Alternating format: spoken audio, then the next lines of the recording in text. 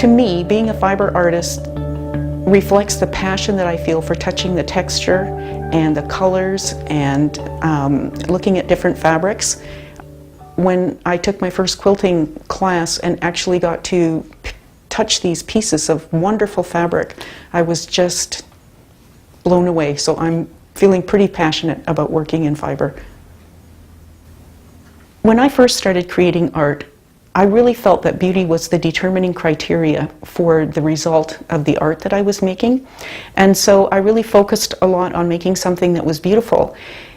In the end, I found that quite constraining because it became an objective for me. And while I was doing that, I found that I was eliminating other possibilities.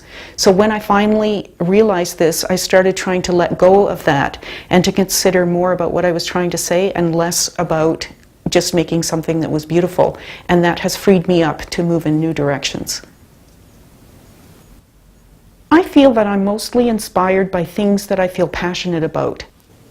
When I first get an idea for an artwork, I will often sketch out a piece or I will make a maquette.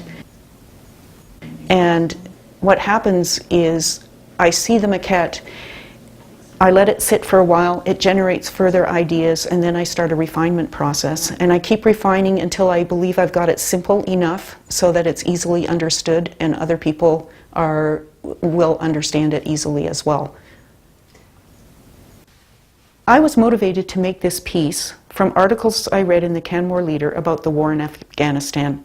I felt concerned about the women not being able to make the carpets anymore because they can't obtain the materials due to the war, and they can't pass the patterns along to their daughter through the oral tradition.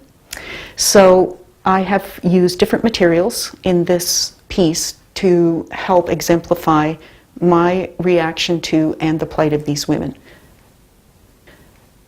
This is parts of articles from the Canmore Leader about women in Afghanistan, and the image shows how women there are isolated from the rest of the world and only have each other to rely on. I see myself as an artist who would like to portray some meaning which would affect the viewer. So I'm very interested in people's reactions to my work. It doesn't always have to be favorable. Sometimes it can be unfavorable, but the key issue for me is that the person reacts to something that they see that I've made